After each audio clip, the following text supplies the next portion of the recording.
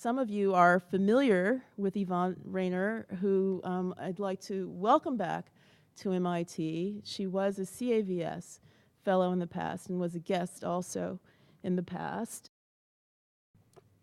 more recent past. I'll read a little bit of her bio for those of you who are not familiar. Yvonne Rainer is a choreographer, dancer, and filmmaker who in 1962 co-founded the Judson Dance Theater group. Following a 15-year career as a choreographer and dancer, she made a transition to filmmaking. After making 7 experimental feature films, including Lives of Performers 1972, Privilege 1990, and Murder 1996, she returned to dance in 2000 to work on the collaborative project After Many a Summer Dies the Swan with the Baryshnikov Dance Foundation. Her dances and films have been shown worldwide, and her work has been recognized with museum exhibitions, fellowships, and grants, most notably 2 Guggenheim Fellowships, 2 Rockefeller grants, and a Wexner Prize, and a MacArthur Fellowship.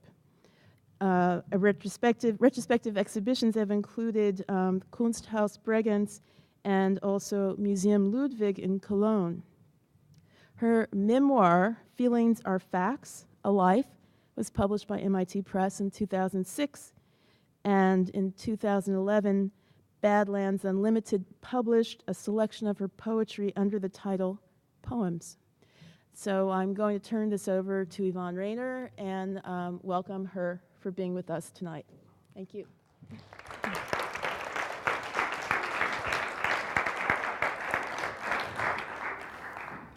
Thank you, Renee. Yeah, I'm not going to do that lecture. I've been doing it for a while, and I've hit on this other, what I call a kind of mélange of stuff. You might call this lecture The Aging Dancer and Her Discontents. And I think that will become apparent when I read this first bit. So let me begin. She raises her glass, a toast, she intones, to the end of a year of infuriating, mind-boggling, emotionally draining, stupid, senseless, endless, mind-destroying, frustrating, maddening, ungratifying, unrewarding, downright miserable, bogus labor. Hear, hear. Ignoring the apparent hyperbole, allow me to point out that previous concerns still lie in wait for her. Museums and dance, for instance, visual artists and performance, meaning and dance. Despite the fact that the workings of her brain synapses may still lie in abeyance after all those miserable, bogus labors, how can she forget that the gesture of raising a glass has meaning? She had already indicated that she wanted to go to sleep under Rousseau's Sleeping Gypsy in the Museum of Modern Art and send all these issues into oblivion. For after you die, she said, you will never have to deal with them, she meant those issues, or those concerned with them again, or know how they, she meant the world, or at least that small part of it to which she was privy, you will never know, she said, how that world or small part of it will react to your disappearance, as though you ever could know any of this in any real sense.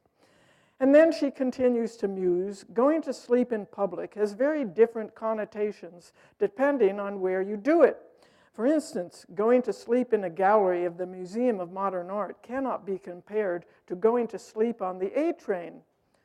Does anyone out there know Duke Ellington's Take the A Train? Anyone want to take a whack at it? Yes? Where's that? Hey, Renee, great, great. Thank you. She found the lyrics but doesn't remember the melody. The lyrics go, you must take the A train to go Sugar Hill way up in Harlem. If you miss the A train, you'll find you've missed the quickest way to Harlem. Hurry, get on now, it's coming. Listen to those rails a-thrumming. All aboard, get on the A train. Soon you will be on Sugar Hill in Harlem.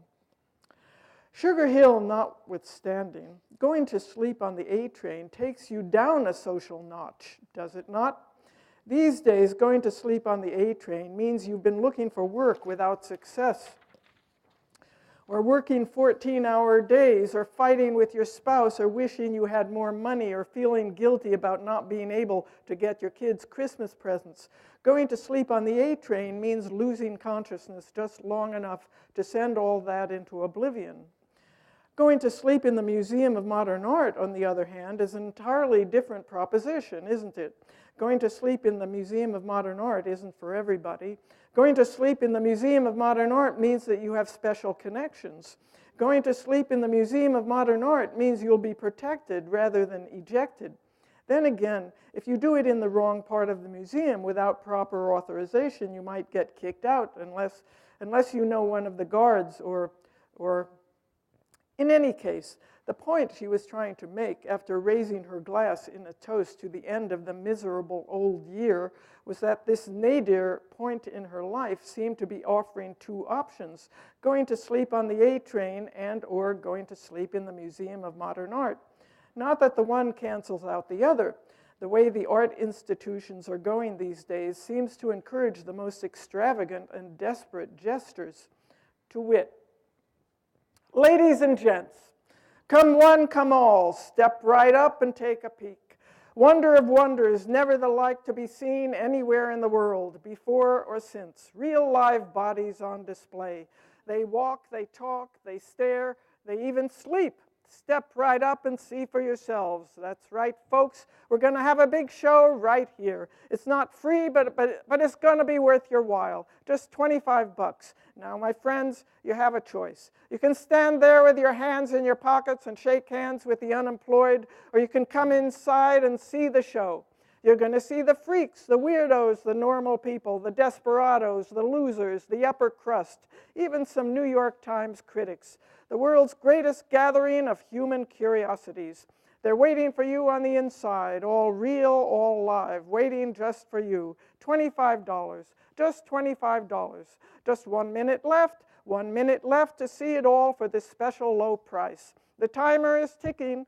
I have to go in and start the show. And when I go, it's goodbye to this special price. Last call on the $30 deal. Step right up. It's showtime, my friends. Showtime. Okay. So enough of that. I'm going to give a very condensed overview, you might say, if not a survey of my work, beginning with a 1969 rehearsal. I was working with a group of 6. You'll only see 5 in this DVD.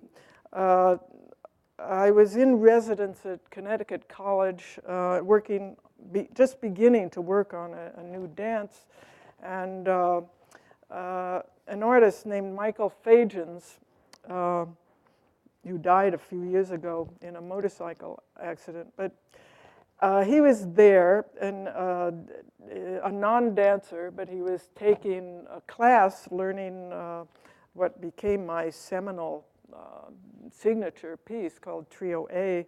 And he had a Bolex camera, and he came to the rehearsals and interacted with us. And so it's a very disjunctive, odd hope kind of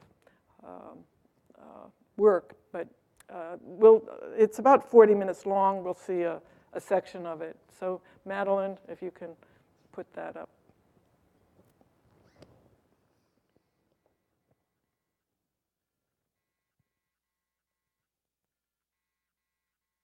There's no sound.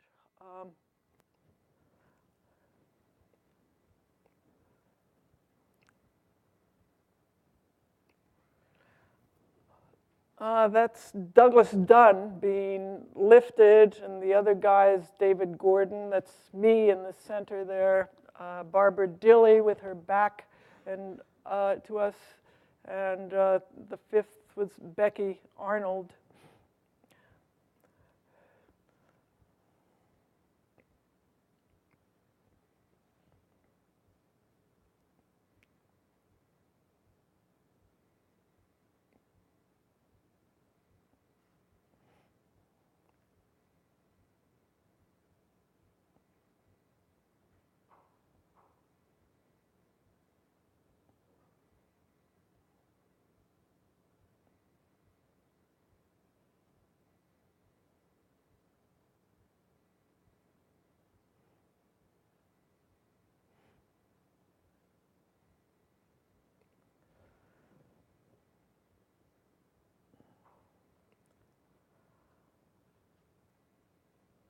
This ended up being a performance at the Whitney Museum a year later. It had different sections.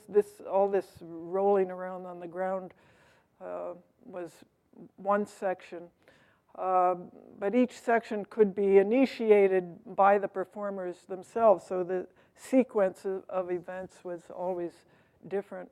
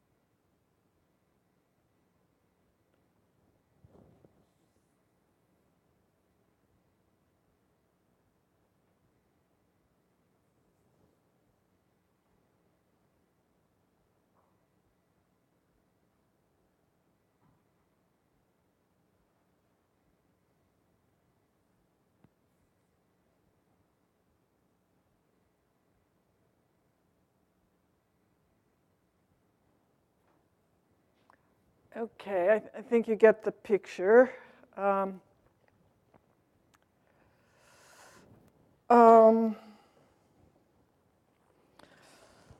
my first transition from choreography to filmmaking took place between 1972 and 1975. In a general sense, a burgeoning feminist consciousness fueled by writers like Shulamith Firestone and Valerie Solanas was an important factor. Equally urgent were the encroaching physical changes in my aging body. A sustaining influence during this not easy transition from moving body to moving image was the emotional power of Hollywood melodramas and European art films seen from a very early age, plus the films of Maya Deren, Hollis Frampton, and Andy Warhol viewed in the early and late 60s. Against this multifarious background of Vigo, Renoir, Cocteau, Dreyer, Pabst, and women's weepies, and the formal strategies of the avant-garde, I intuited that I was venturing into a mother lode of possibility. Emotions are the repressed detritus of life in the public sphere. There they regularly erupt with varying degrees of credibility in news stories, theatrical dramatizations, and television's reality. From wrestling matches, reports of murder, and terrorist attacks to Shakespeare and One Life to Live, we have become accustomed to and addictively seek out the vicarious experiences of emotional extremity. In the 1960s, the nuts and bolts of emotional life comprised the unseen, or should I say unseemly, underbelly of high US minimalism. While some of us aspired to the lofty and cerebral plane of a quotidian materiality, our unconscious lives unraveled with an intensity and melodrama that inversely matched their absence in the boxes, portals, and jogging of our austere sculptural and choreographic creations. By 1971, my own private Sturm und Drang had catapulted me into a new terrain of representation. As a survivor of various physical and psychic traumas and emboldened by the women's movement, I felt entitled to struggle with an entirely new lexicon. The language of specific emotional experience, already familiar outside of the avant-garde art world in drama, novels, cinema, comic books, and soap opera, promised all the ambivalent pleasures and terrors of the experiences themselves: seduction, passion, rage, betrayal, grief, and joy, for instance.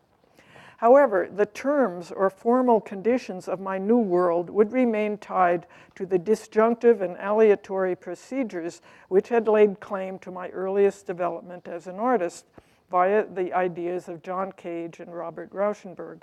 In a nutshell, this mindset can be characterized as a refusal of narrative and a deep distrust of the telling and shaping strategies of fiction and history. Some of my dances had contained specific political references, like Trio A with Flags, which was performed at the opening of the People's Flag Show at Judson Church in 1970 to protest the prosecution of a gallerist who had shown a piece of sculpture with the American flag on it. I should remind you, the Vietnam War was still going on in 1970. And I made a very large group piece called War and Street Action, a protest against the US invasion of Cambodia during the Vietnam War. But to deal more directly with the specifics of emotional life, which was what I set out to do as I began to inch toward film, was such a novel enterprise that I had to find justification in literary criticism for what felt like cliched and stereotyped expression. It was Leo Bersani's observations about cliché that offered me the support I needed. Cliché is, in a sense, the purest art of intelligibility. It tempts us with the possibility of enclosing life within beautifully inalterable formulas, of obscuring the arbitrary nature of imagination with the appearance of necessity. End quote. So,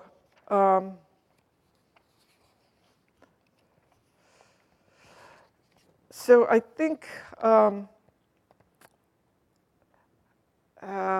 I will jump to a film. I started making films in '72, and the first one was called Lives of Performers, and it was a kind of melange of documentary footage, of rehearsal and performance, and a fictional soap opera-like script that was imposed on the people who were working with me. And it caused a lot of confusion in the audience at the time because they were used to, they were not used to this kind of mixture of fiction and nonfiction. And, but after that, by the clip I'm going to show you is from 1980, a film called Privilege. By then I was dealing with not my own, combining somewhat fictionalized autobiography, but larger social issues. And I think this clip will speak for itself. Yeah, it's called, it's from Privilege, a 90-minute film.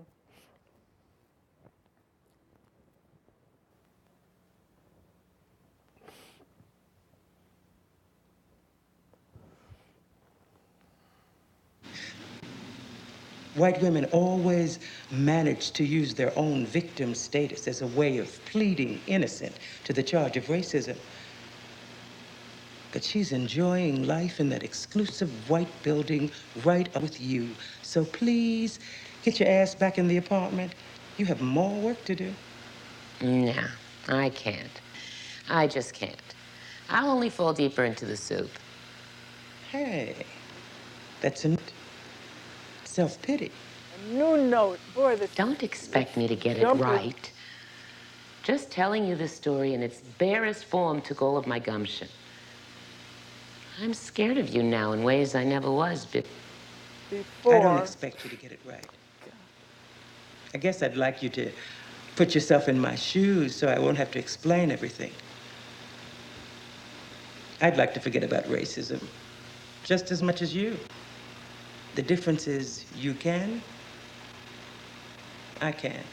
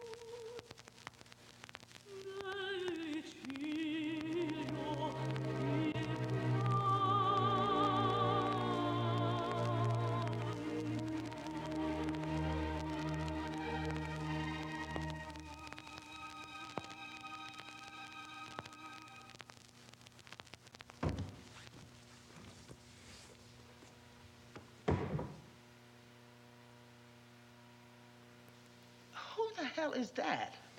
That's me, silly. Don't you recognize me? Oh, for sakes. Not you. Him. Oh, that's Robert, the assistant DA who handled the case. What case? Oh, Brenda pressed charges against Carlos for attempted rape.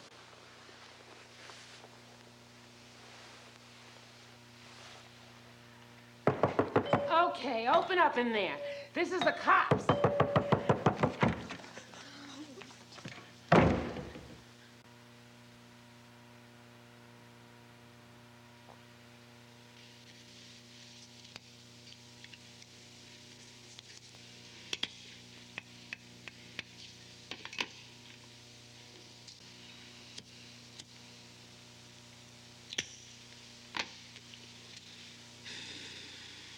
And then what happened?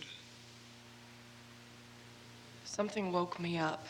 I didn't know what. I was half asleep and reached over and turned on the light. And there you were, standing beside the bed, bare-ass naked. I started to scream.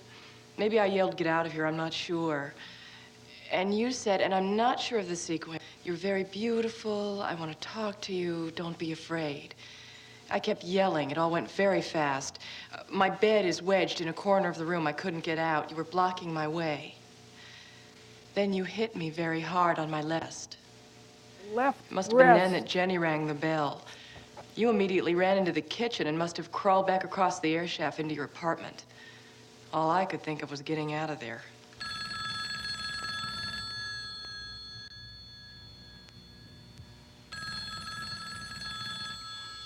Excuse me. Yes? Yes? Great. That's all we need to know. Let's throw the book at him. He'll never do his filthy act in this town again. Now, you said you'd spoken to him previously in the street. How long before the assault had this taken place? Wearing my voluminous flannel nightgown, I knelt before the small wood-burning stove, trying to see why the fire was so fragile. I felt huge and awkward in that position, aware of my rump and falling breasts. But the cold night air demanded that the fire be encouraged to burn at a brisker pace. My younger lover, small and tight in her body, sat on the couch watching me. I did not like what I thought she saw. I didn't like the bigness of my ass, the weight of my body on my knees. Then, just as I'd worked very hard to accept my lack of appeal, she said in a firm voice, "You look so fuckable that way." I froze, caught in that moment of self-hatred by the clarity of her desire. I stopped all movement, awed once again by the possibilities of life. I knew she was walking toward me. I felt her stand behind me, felt her hand shape my nightgown to my curves. I heard her breath come quicker, and still I didn't move. She grew impatient and reached under the gown, piling up its lengths on her arm like a fisherman pulling in his nets. Then, against all my fear, she entered me. The fire blazed up at my hope as I finally left the burden behind me and rode her hand with all the grace love had ever given me.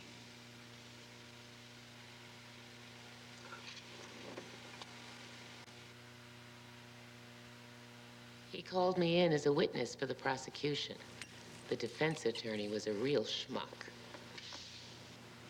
Miss Doe, do you live in an apartment? Yes, I do. What's the apartment on, Miss Doe? The second floor. Do your windows face the street, Miss Doe? Yes.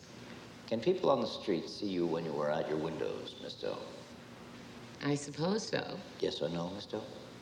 Yes, I suppose so.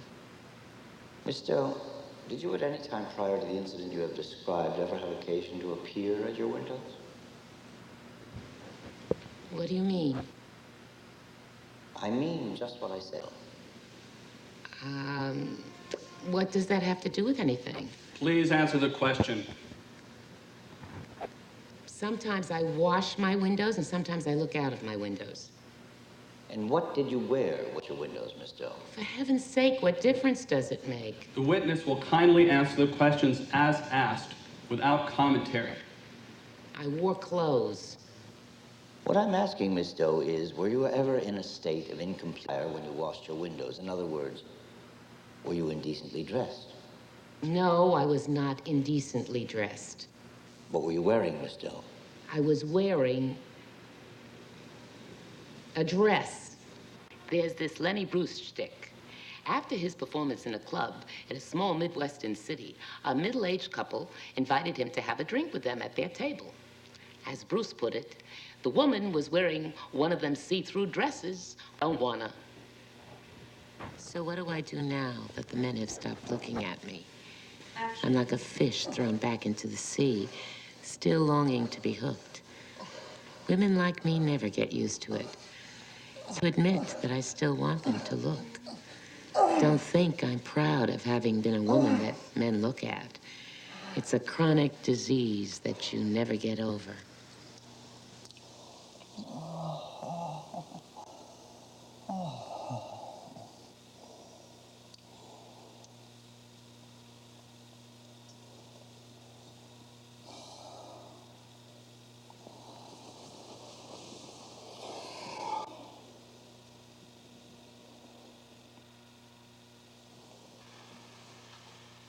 My biggest shock in reaching middle age was the realization that men's desire for me was the linchpin of my identity. Okay. I'm sorry, the disc is jumping. The punchline of the Lenny Bruce shtick is only you don't wanna. Look, yeah. So you see the range of things I'm dealing with just in this 10 minutes. And I guess that's been an MO of mine. And it continues, as you'll see in my dance work, cramming things that are not usually dealt with in the same frame, or not commensurate, and just to see how they rub up against each other. Sexual identity, racism, and narrative, in my films at least, narrative strategies or anti-strategies were were of interest to me and important to my work. And I'm going to read some things from edited interviews that dealt with this subject. An Australian interviewer in 1990, probably after this film was released, she says, "I was struck by a question asked at the premiere of the film. Why do you always concern yourself with exposing the conditions of production of filmmaking? And do you see yourself as progressing beyond it?" I replied, "Right, beyond, as though it's a failing you have to overcome." And she goes on, "And also the question suggests that you're doing it for simply antagonistic or contestational reasons. I'm interested in the positive conception of formal playfulness as opposed to the negative connotations of the deconstructive position, where are the two bound up together?" I say, "It is fun. I find it pleasurable. That's my new tack. And I would hope that it's also fun to watch. But there is, of course, a more serious justification that has to do with the fluidity of signifiers and disruption of fixed social positions. If narrative structure is an analog for social hierarchy, and there has been much theorizing about this, then the disruption or messing around with narrative coherence has a positive function in pointing toward possibilities for a more fluid and open organization of social relations. This is, of course, an ongoing project, not at all subject to aesthetic fashion, not something you get beyond or cross over from or rise above. You find ways to keep up the good fight because it is a good fight and continues to be worthwhile. 7 years later, I have a slightly different tack. An interviewer says, Teresa Dolores and others have written definitively about this, this suspicion of narrative, from a feminist perspective. For a while, I followed the arguments closely and was influenced. This is me talking, not the interviewer, sorry. For a while, I followed the arguments closely and was influenced by the critiques, particularly Laura Mulvey's famous visual pleasure and narrative cinema, which construed mainstream cinema as a vehicle for men to overcome female obstacles to their self-discovery and attainment of manhood. These writings describe the deployment of female figures in the noir and Western genres as the creation of enigmas to be deciphered and controlled, or threatening landscapes to be traversed and possessed. And narrative structure, with its development, climax, and denouement, was in and of itself implicated. But subsequently, I realized that there are all kinds of narratives, histories of marginalized or quote-unquote disappeared people who have not had a fair shot at being represented. And it seemed obvious that narrative structures can be used for both progressive and oppressive ends. Consequently, it is difficult for me, at least, to sustain a political critique of narrativity. Let me just say that I'm interested in creating situations for different kinds of spectator engagement within a given film, and narrative is only one of these. That same year, I still and always did see narrative as a political issue for different reasons at different times. Up through the early 80s, narrative in cinema, at any rate, was bad because it was seen as something that enthralled the spectator in vicarious experience and wiped out his or her critical faculties. Hollywood was the arch demon. It sent the mind away. Narrative sold the consumer a bill of goods down the river. After Hayden White and Teresa Dolores got done with it, it became a tool of imperialism and patriarchy. But then in the early 80s, pressure was put on the prestigious cultural institutions by all these previously disenfranchised folk who wanted their stories to be heard. African Americans, Asian Americans, Chicanos, gays and lesbians, women, Jewish and African diaspora people.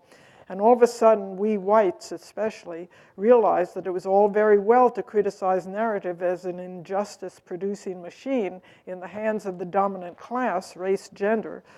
But what about all those stories that had not been allowed in the door? Did their structures contain the same inequities? Was the subtext of all narratives about power? I can't answer that, and I don't know that the theorists have either. My own relation to narrative has become increasingly complicated. It is the most effective gripping device or means of engaging an audience, and as such must be considered and mastered. This means that situations and characters must have varying degrees of credibility. The coefficients of time and space, however, can and must be played with for comic relief, for disruption, for foregrounding the apparatus, for allowing analysis and commentary. I'm echoing Brecht and Godard, perhaps, but with regard to Brecht, I want more details of everyday life, and regarding Godard, I want more psychological truth.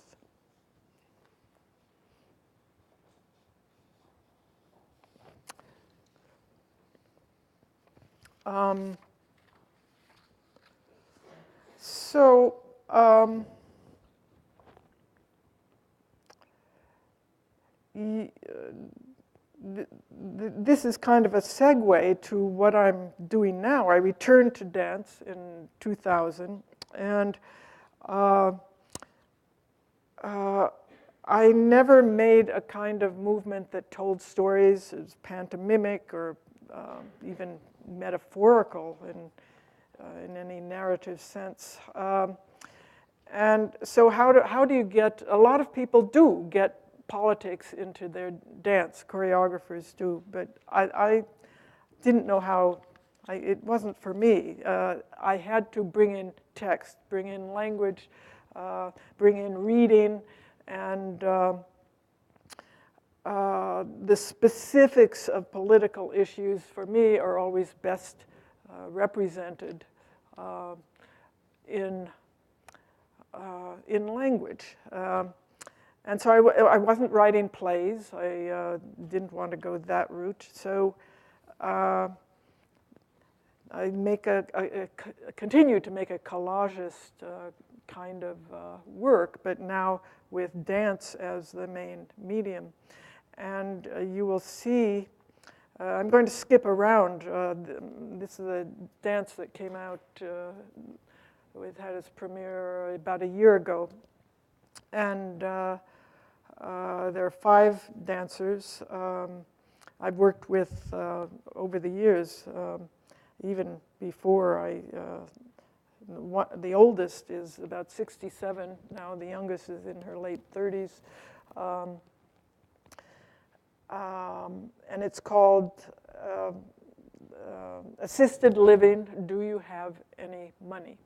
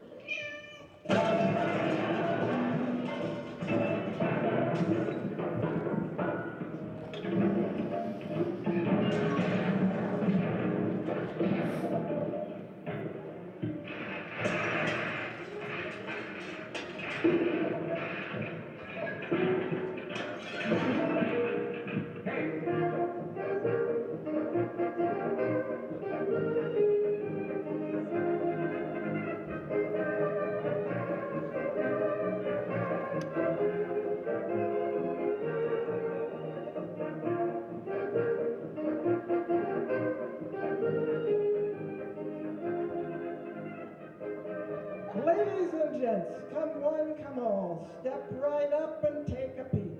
Wonder on wonders, never the like to be seen anywhere in the world, before or since. Real live bodies on display, step right up. They'll be stepping out, best feet forward, backward and forward, just for you. Real live artists, all different shapes and sizes, svelte ladies and adipose gents. Guess which way they swing. Feats of endurance, decapitated heads, sweat glands on display. Just check it out. One quick look and you'll be hooked. Rites of passage. They walk till they drop. They sit till they piss. They stare till they... See how long they can take it. You'll be the first to know. Check it out, check it out. See what they'd rather not show. It's all there on display. No more secrets. Smell their sweat. Witness their angst. Be a part of something too real to ignore. Feel their shame. Tits too big, cocks too small. Check it out, check it out. Tongue lashings, flayed flesh, cheeks aflame. You be the judge. Who suffers best? No more hiding in the wings. Step right up, folks. You've got nothing to lose. It's all here for your delectation. Walk right up to them and take a sniff. No holds barred. Everything bared. Real live bodies on display. We do it better than your mama, you bet. That's right, folks. We're going to have a big show right here. It's not free, but it's going to be worth your while. Just 25 bucks. And now, my friends, you have a choice. You can stand there with your hands in your pockets and shake hands with the unemployed, or you can come inside and see the show.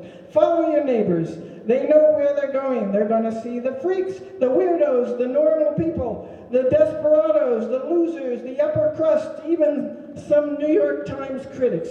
the world's greatest gathering of human curiosities. They're waiting for you on the inside, all real, all live, waiting just for you. $25, just $25. Just 1 minute left to see it all for this special low price. The timer is ticking. I have to go in and start the show, and when I go, it's goodbye to this special price. Last call on the $30 deal. Step right up. It's showtime, my friends. Showtime!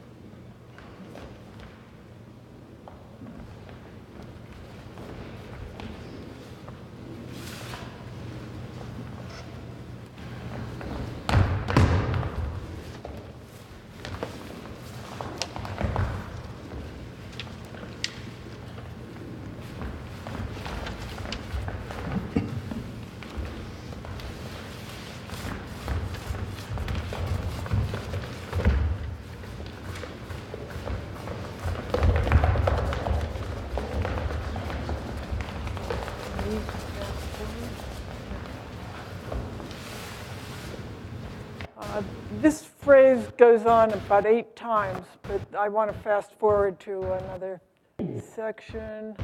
Keep going. Yeah, keep going. Keep going, keep going. Okay. Is a macroeconomic theory developed during the Great Depression? Can you go back just a touch? Go back to, yeah.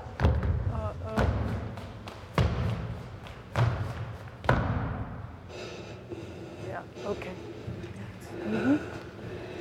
When the markets are nervous, does the value of a person rise or fall? How do you price human feeling? Are we nothing but two-legged cash and profit centers? Or credit swap algorithm? Keynesian economics, also called Keynesianism and Keynesian theory, is a macroeconomic theory developed during the Great Depression based on the ideas of 20th century British economist John Maynard Keynes. The theory asserts that the aggregate demand of households, businesses, and the government, and not the dynamics of free markets, is the most important driving force in an economy, and posits that active government intervention is necessary to ensure economic growth and stabilize economy-wide fluctuations, recommending that in a recession, the national government should increase its spending and decrease taxes, while during a boom, it should cut spending and increase taxes. Keynes looked at the economy in a wider sense, macroeconomics. he theorized that the relationship between supply and demand was critical. If demand doesn't meet expectations, there is unemployment and depression. While if demand surpasses production, inflation occurs.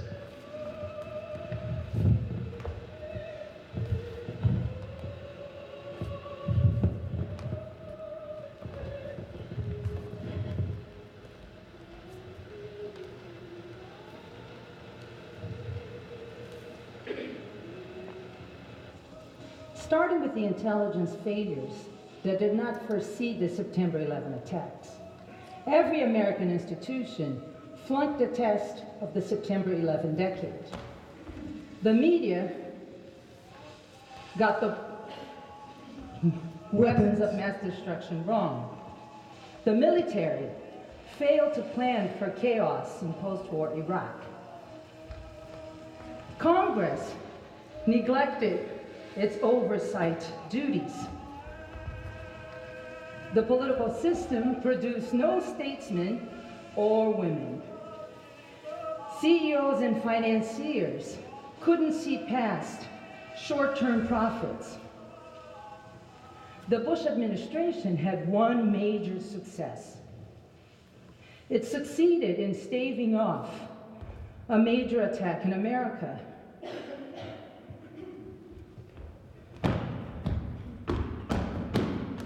It botched everything else.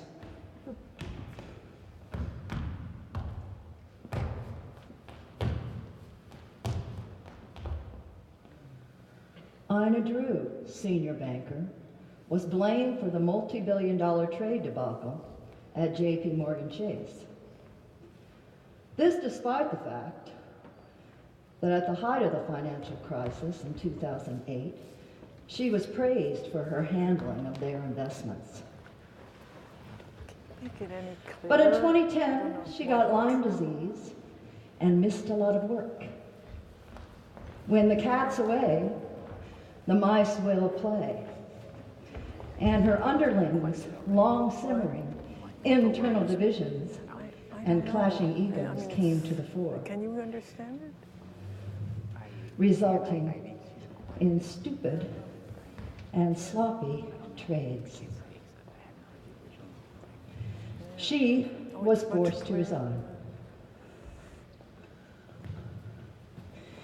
At 53, she was the fourth highest paid bank officer at Chase,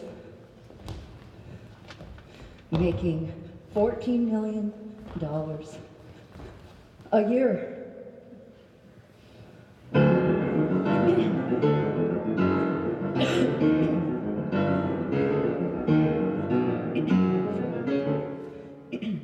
I don't want any more gifts, cards, phone calls, prizes, clothes, friends, letters, books, souvenirs, pets, magazines, land, machines, houses, entertainments, honors, good news, dinners, jewels, vacations, flowers, or telegrams.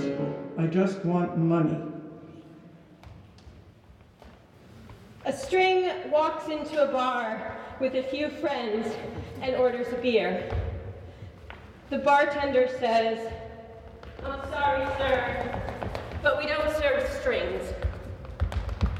The string walks outside, ties himself in a loop, and messes with his top.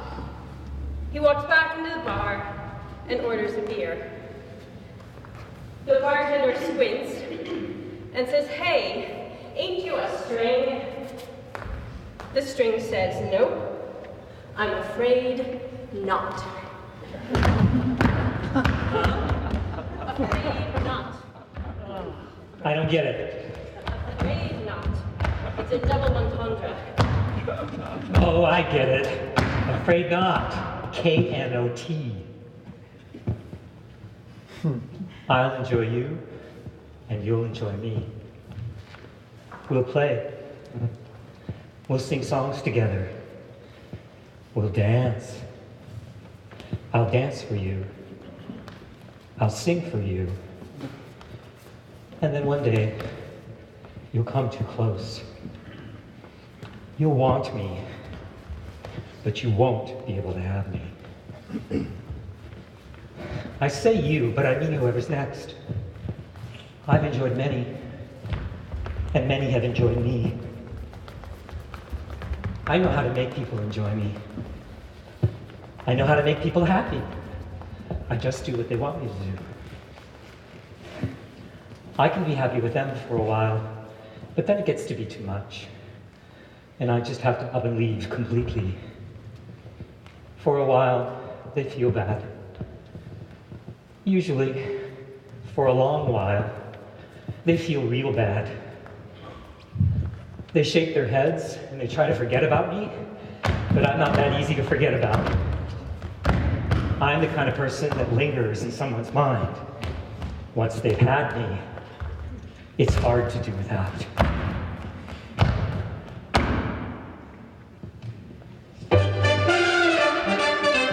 Diagnosed with Edith.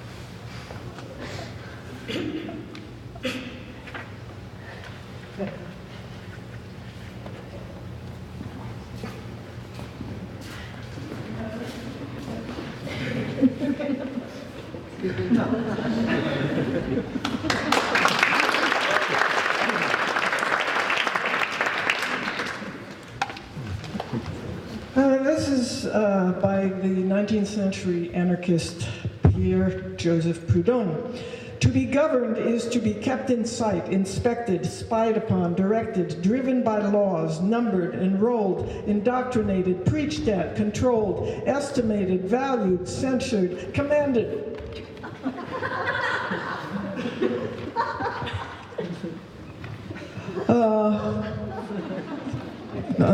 By creatures, commanded by creatures who have neither the right nor the wisdom nor the virtue to do so. To be governed is to be at every operation, every transaction registered, taxed, stamped, measured, assessed, licensed, authorized, admonished, forbidden, reformed, corrected, punished. It is under pretext of public utility and in the name of the general interest to be ransacked, exploited, monopolized, extorted, squeezed, mystified, robbed. Then at the slightest resistance, the first word of complaint to be repressed, fined, despised, harassed, tracked, abused, clubbed, disarmed, choked, imprisoned, judged, condemned, deported, sacrificed, sold, betrayed, and to crown all, mocked, ridiculed, outraged, dishonored. That is government. That is its justice. That is its immorality.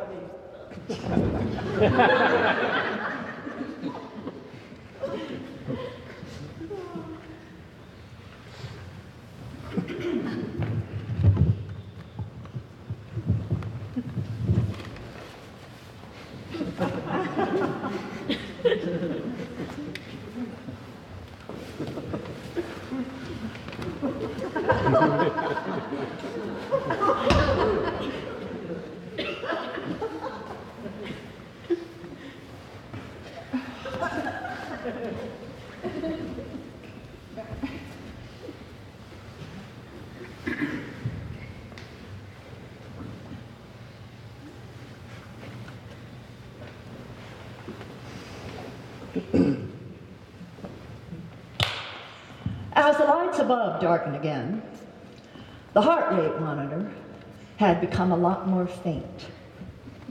The pounding also seemed to be less intense. But on the screen, the tied-down man looked strained to the point of breaking, contorting along with the resonating sounds.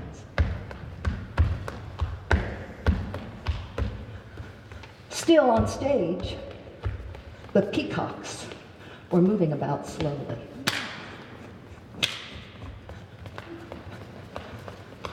Some moments later, amidst contortions and convulsions, the man erupted in a fountain of blood. The peacocks left the stage as if by command. Shortly thereafter, entering the darkening projection. Hey, Antonine, you know you love me. Hey, Pat, we missed it. Where have you been? Can you do it again? It's up to her. I'm afraid not.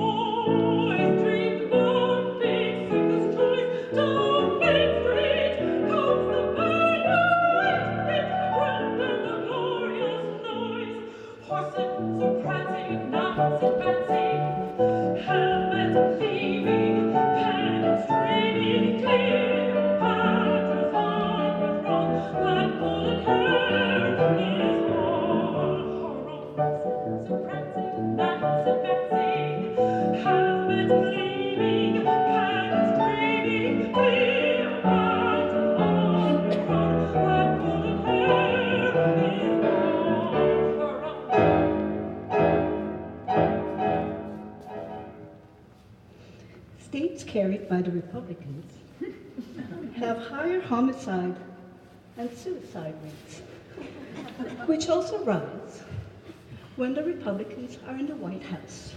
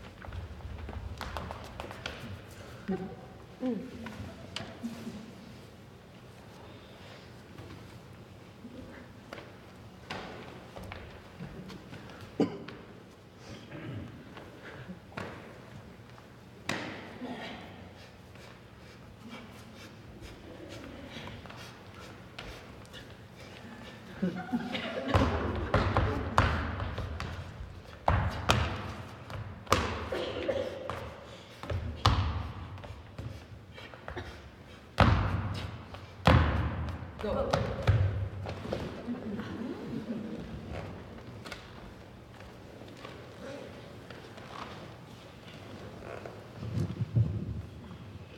America, like other modern countries, has always had some surplus workers, people ready to work but jobless for extended periods because the job creators, private and public, have been unable or unwilling to create sufficient jobs.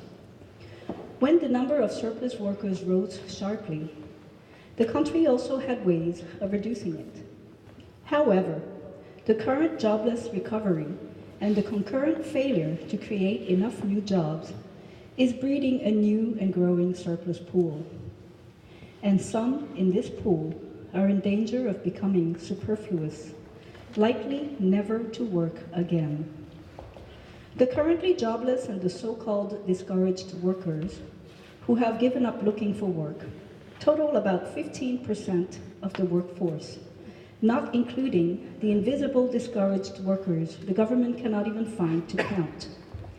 In the old days, before Social Security, welfare, and Medicaid, poverty-caused illnesses killed off or incapacitated some of the people who could not find jobs.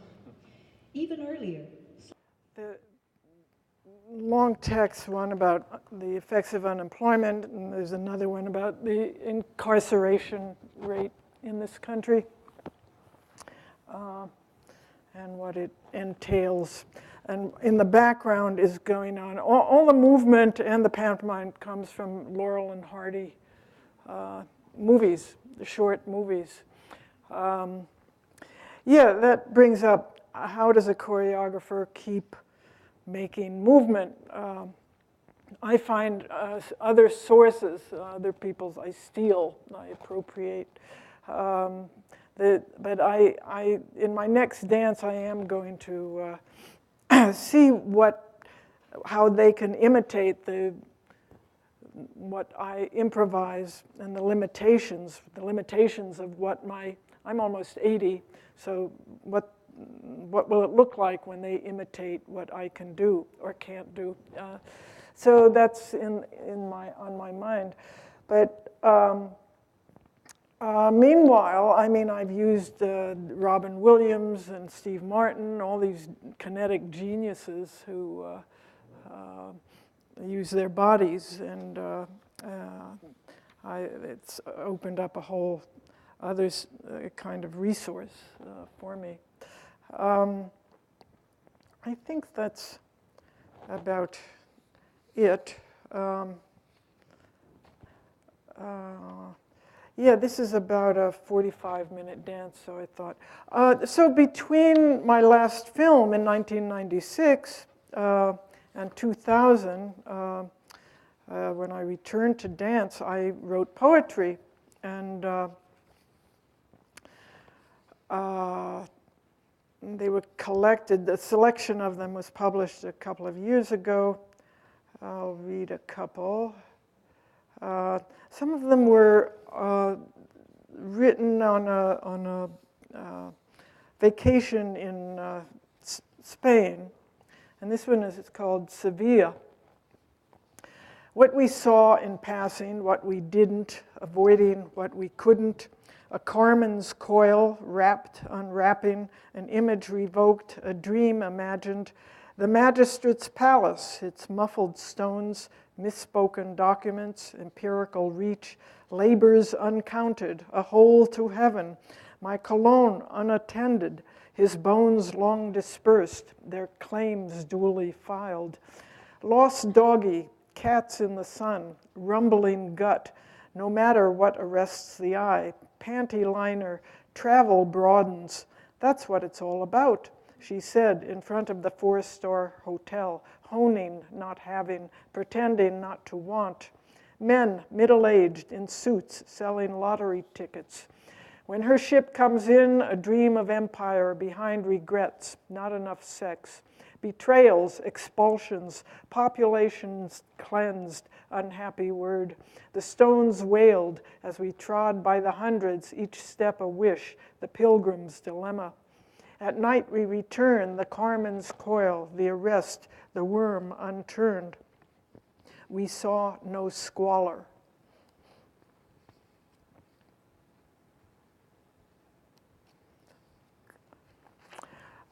Socrates, New York City. There used to be a diner. I was teaching for 8 years in California. I just returned this year. And one of the things I noticed about the changing city is the diners are closing. They're hard to find. So there was I used to live down in Tribeca before it was Tribeca. I had a loft, which I lost, and there was a Greek diner I used to have lunch or breakfast at frequently. So, Socrates is called Socrates. Are you looking for someone? I've eaten my single poached in a cup, wheat down, dry. Where is she? Who is she? Each woman stymies my scrutiny. Clothes wrong, age wrong, expression wrong, bearing wrong. The waitress all wrong, too old for the work, too bent for the work, too tired for the work, too long suffering for the goddamned work, written all over her. I start to leave, my rescuer arrives. Ah, now there are two of us to focus on me. Another Socrates poem. This is 1999, January 27th. Tuesday morning, waiting again, single poached, etc. He's the one who changed the date. One irascibility assuages another.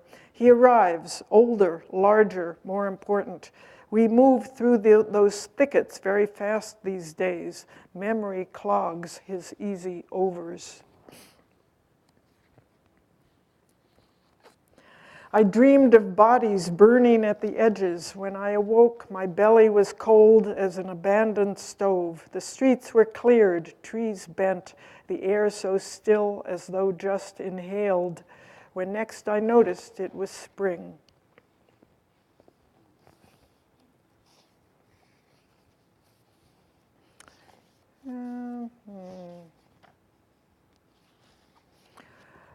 Rainero in the post office. My father's name was Rainero, and he took the O off in the 30s. He thought he was Americanizing it, but people take it for German. They raised so Rainero in the, Rainer O in the post office. They raised the rates. One window closes, leaving two for 50 people, better off dead. The wizened guy behind me doesn't respect my personal space. One voice brazens and facilitates, shortens the line, sends our George Washingtons into oblivion. Are you sure she works here? She better work here. I have a gun. Hours pass. Better off dead reads my envelopes. Are you French? My no must sound surly. All right, all right, all right, before I can say Italian and recover the O. Hours pass. Grand Central Station is at 42nd and what? Park! Barks my mouth ahead of my brain. Oh, the ennui. This one is called I Love You. Not how to say it, when, like writing a poem. Pay attention to shifts of wind, opportunity, crack in the door. Fortifications no longer needed, at least for the moment. What a relief. Only then. Come on, say it. Orgasms. Are we going to do it? The air is cleared. How do you feel about it? It's hard to remember. So much work. The prologue goes smoothly. Ablutions, giggles, caresses. Whoops, come back. Meet the occasion. I ditch all the residues, tatters, tangents, smarts, flail through the skeins, the needles fall away, and lo and behold, I'm loose as a goose, the meshes of her voice tipping me over, each edge receding, no end in sight. Domesticity. Economy of scarcity scares off, I care for you, and know you care for me. How much more satisfying to feed grievances, stave off longing, stay hungry. Economy of scarcity promises vindication, delivers famine. The vacuum cleaner wins the day.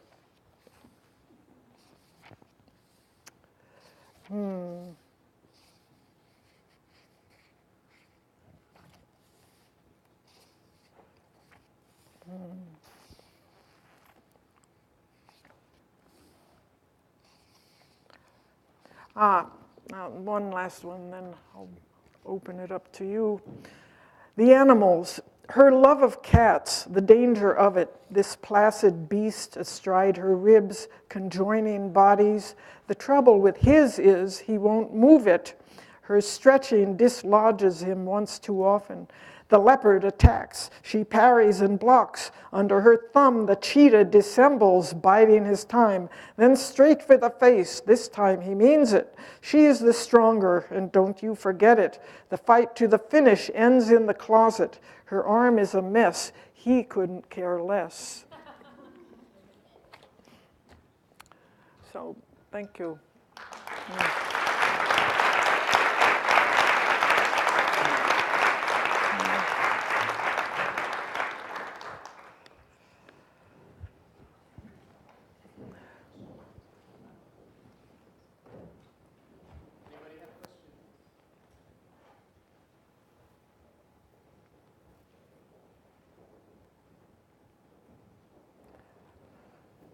I know it's a 50-year span here, so it's hard to.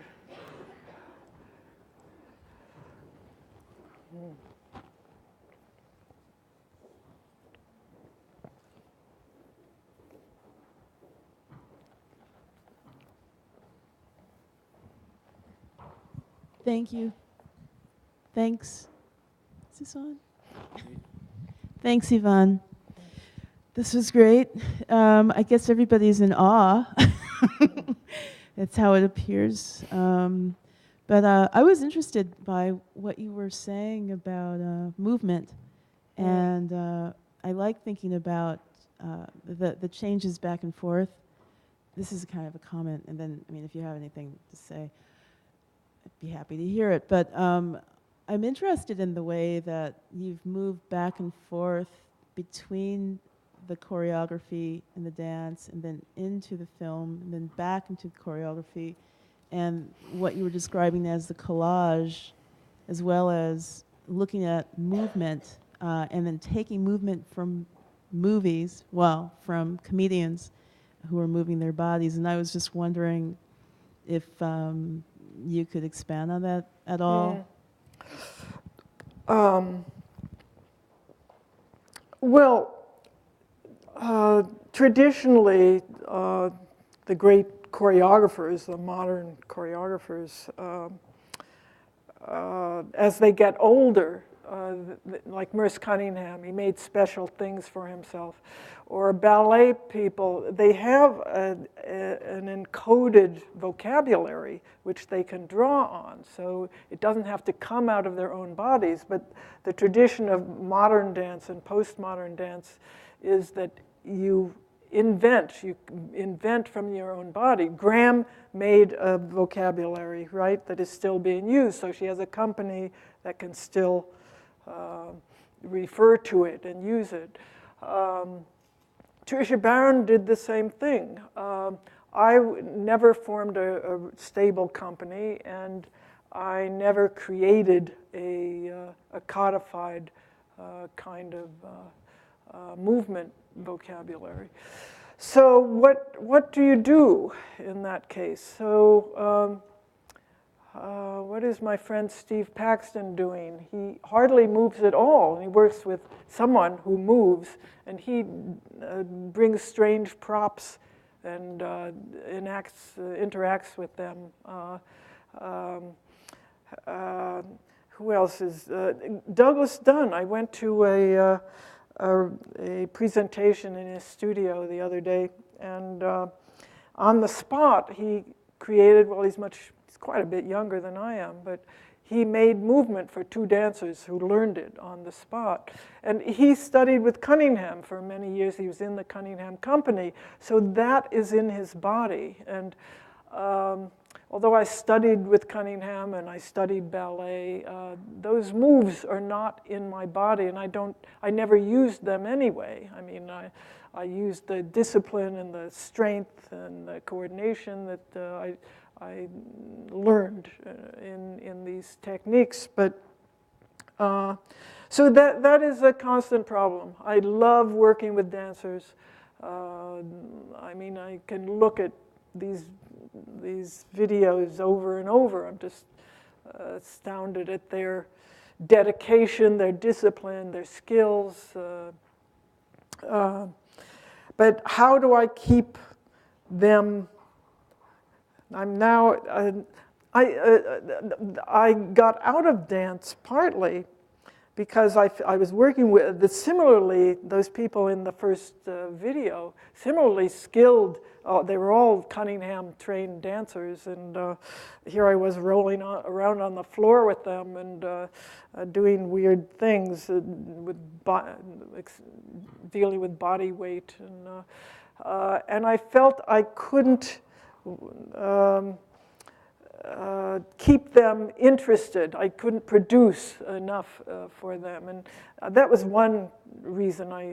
But also wanting to deal with specific social issues and politics, and that's what got me out of dance.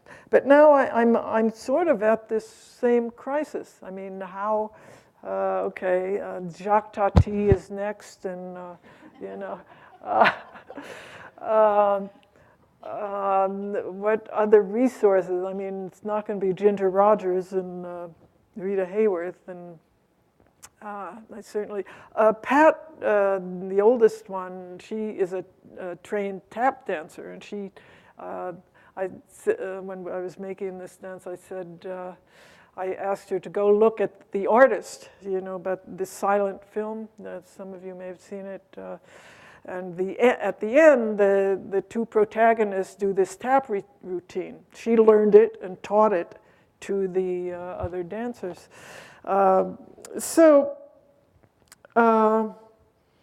Yeah, it's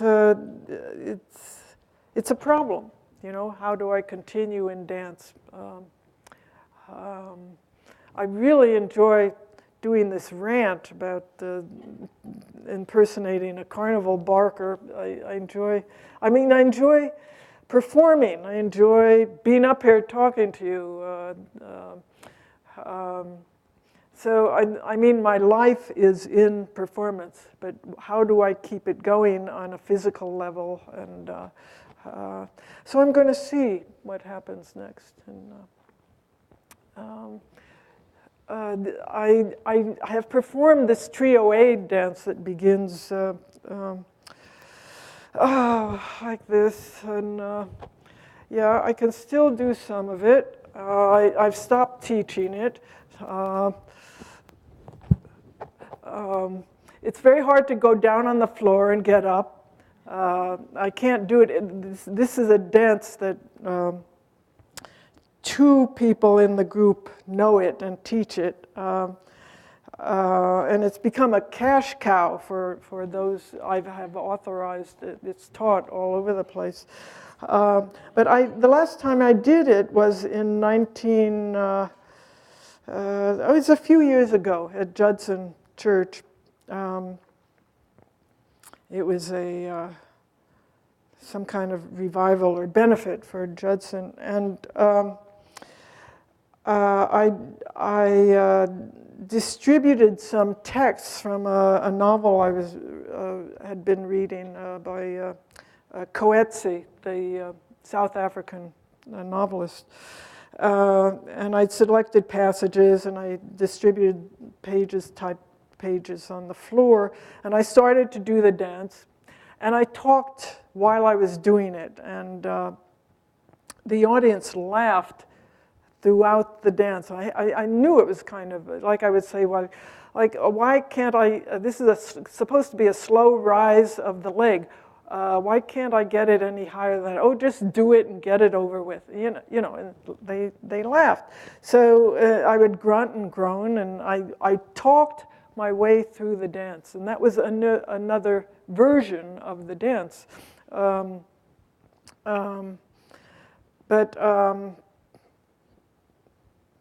don't think I'll do that anymore. Yeah.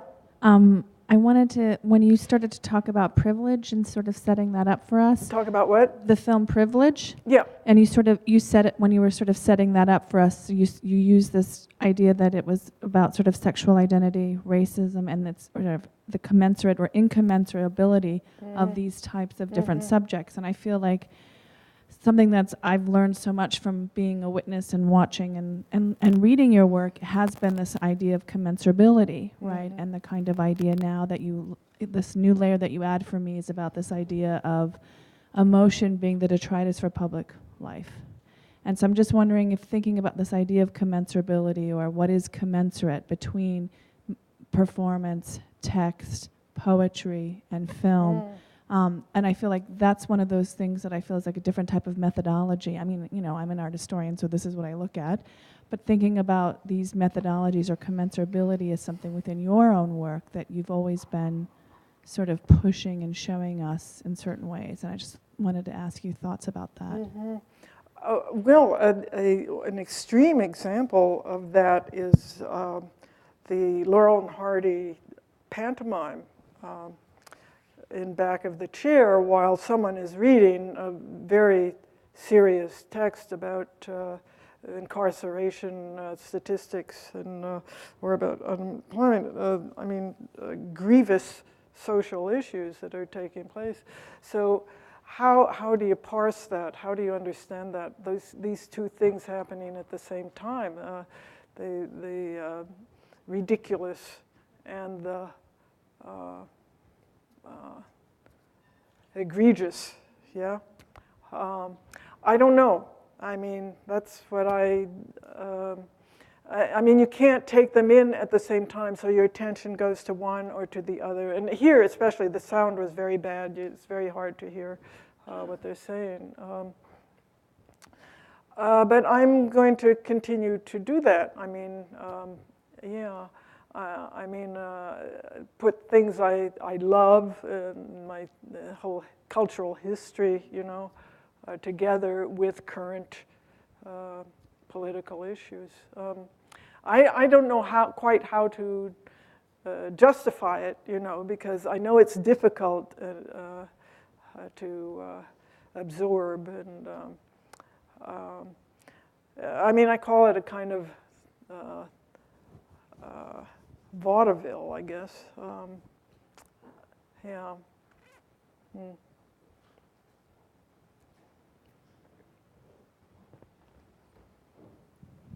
Hi, thank you. Did you know, or were you inspired by some of the great tap dancers like Jane Kelly and Donald O'Connor and others? Of course, I saw all those films. Yeah. Thank you. Fred Astaire and yeah. You didn't work with them or know them?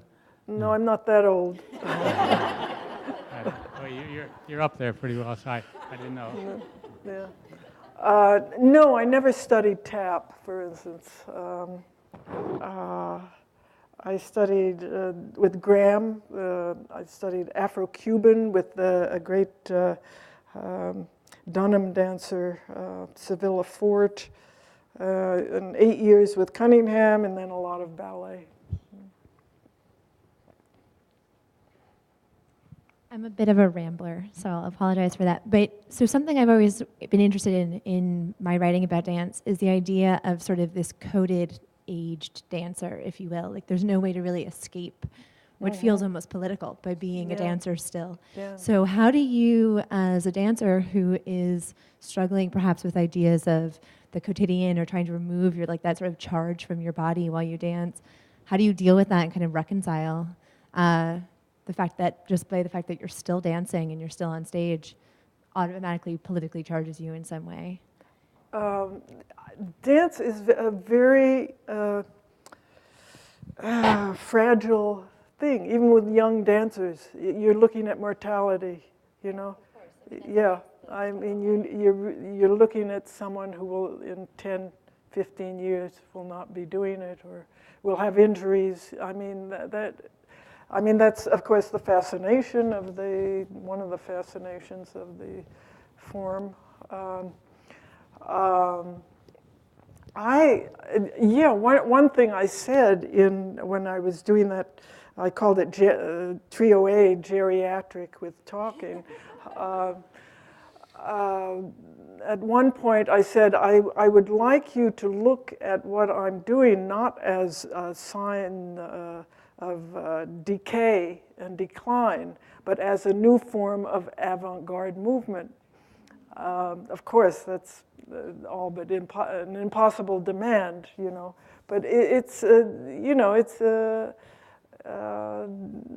I had to put it out there, and I will in some way or other put it out there. The titles of my last two dances are about assisted living.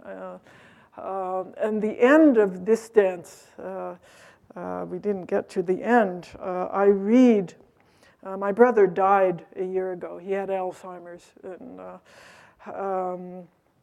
I read my last conversation with him, the disjointed phraseology about existence. I mean, he had been a reader and something of an intellectual, and so there are these snippets. He couldn't finish a sentence, but I remember the last. I can't repeat that. It was a short. At the end of they all do that tap dance that Pat does, and the end, this big flourish, and I come out and I read this final text, which is my brother's. And it ends with, "People are different because they are them," which, there he was on the way down, and these snippets, these jewel-like phrases could still come out of him. So I am concerned with presenting aging in various ways. And I don't know what the next manifestation will be, but yeah.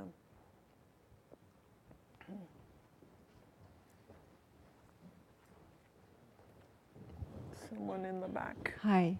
I have enjoyed you since I lived in the village. I was going to Cooper Union decades ago. Went to everything you did there, and then when you did your residency at Harvard, I was delighted because I was here. Skipping forward to add to what you just said, there has been already proof with mind studies, fMRI, that music can help people that have had strokes walk, talk, speak while they're in a beat. And the beat can be physical. Have you heard of any, or have you seen any positive effects in this way with dance as you're talking about this arena? So, is that a question, or?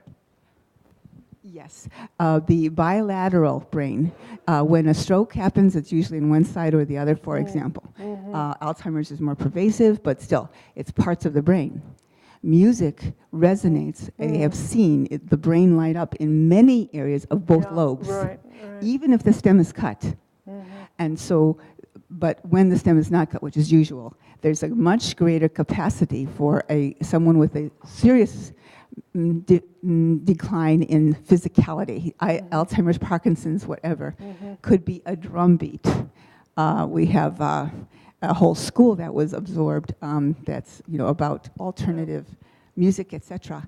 And so I'm asking you, in your visual experience and dance experience, when you've had some experience with somebody that has some difficulty because of stroke or Parkinson's, some serious difficulty of motor vehicle, motor control, that when they are moving, especially in a symmetrical pattern, that they are moving better. Well, this reminds me, there's so much they don't know about Alzheimer's. I mean, you read something different every month about the discoveries or the limitations. But I recently saw a video. One of the authorized teachers of Trio A is in Portland, and she's been working with wheelchair-bound two men in wheelchairs, these very mobile wheelchairs that turn on a dime. And these two guys actually learned the upper body moves of that dance. And they do it, the principle of the dance with this uninflected trajectory and continuity, they execute it even better than the able-bodied performers they perform it with. And in fact, one of them goes onto his back in the wheelchair and gets up again. I mean, it's just amazing.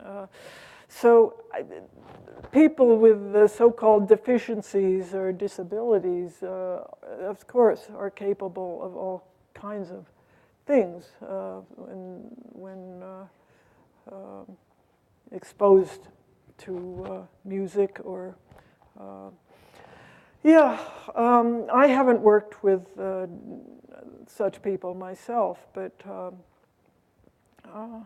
I think working with Pat, who is, you know, I don't know, as she puts it, she's waiting for the other shoe to drop, but as long as she goes to class and she choreographs her own work, she continues and makes, you know, her life is, and I mean, it's very impressive, and yeah.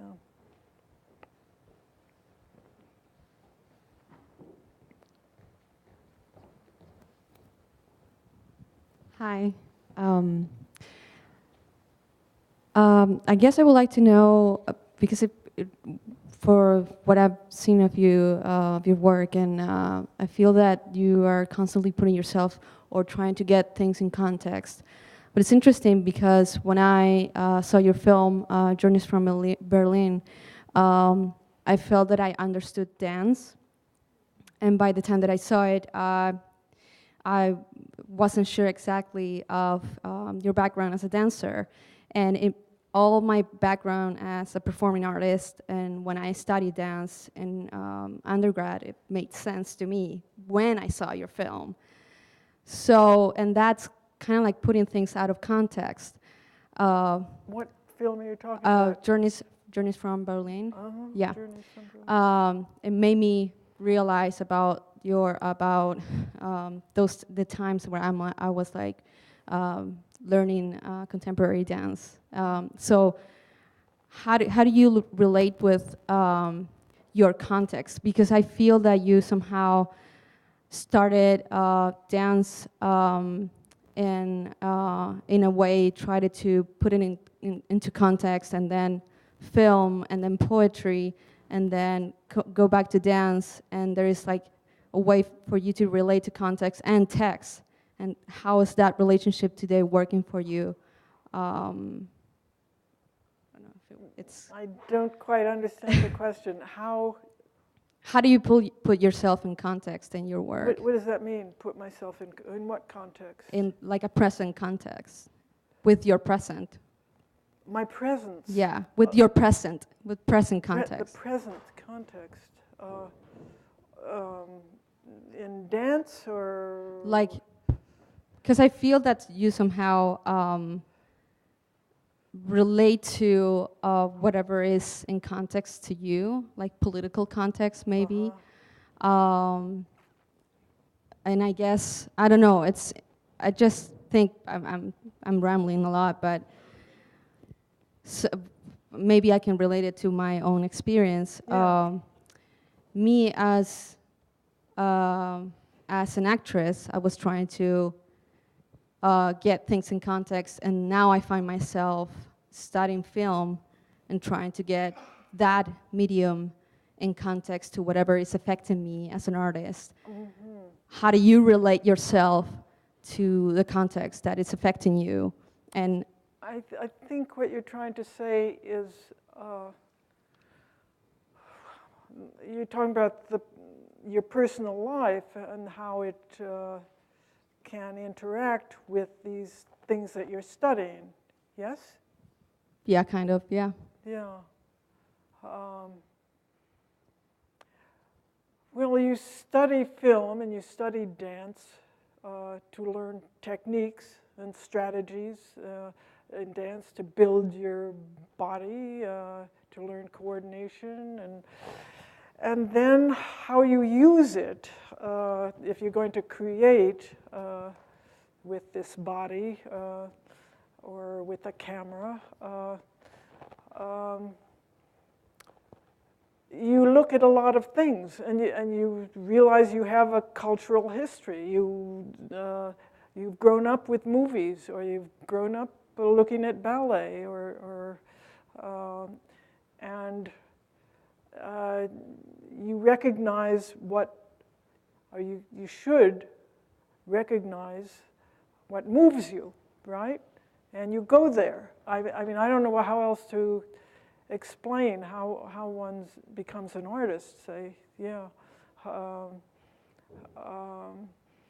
I started dance very late, 25. I didn't grow up in a very cultured household, although my mother, whose mother never spoke English, she spoke only Yiddish, and my mother had a sense of what she called the finer things. So she would take me to opera and ballet, never aspiring to anything like that herself. And I remember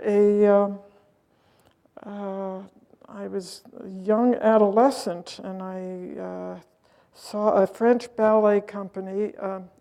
I forget his name. It was a famous ballet company in the 40s. What? Yeah. Yes, it was. Yeah. Ballet du Monde, something like that. Yeah, and they brought his company. Yes, very good. And there was who is his main dancer?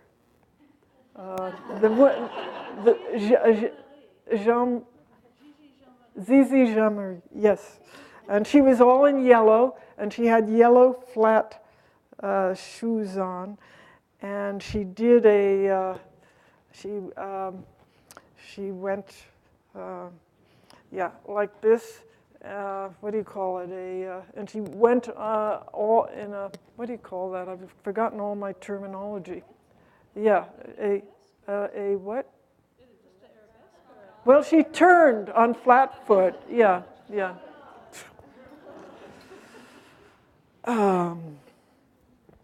And it was riveted in my memory, that move, for some reason. And not that I ever used it, but I mean, we accumulate cultural experiences. Jean Vigo, I love his films. I saw them from very early in my life. And Zéro de Conduit, the boys kept after school. And there's a long shot, long distance, but also he's in a room all by himself. And he's just waiting. He's kept after school. He's doing nothing. And I don't know, it must last a minute. A minute for that kind of shot is quite long. Maybe it was 2 minutes. Yeah. And that went into my first film. And the voiceover, these two people are waiting. They wait for her to come back, and she doesn't come back. And they just sit there. And,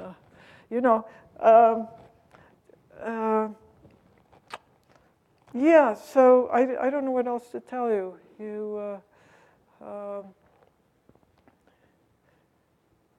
There's a whole lot of my own biography in these films, but it's mixed up with all kinds of other stuff. So it isn't. I never thought of filmmaking as a kind of exorcism. It was material. My life is material, and once it gets into filmic form or dance form, it's something else, and it exists apart from you. I mean, that's the great thing about film. The prints are still there, and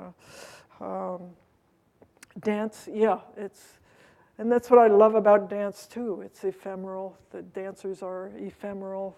Yeah, it's a very tender mode of expression. Yeah.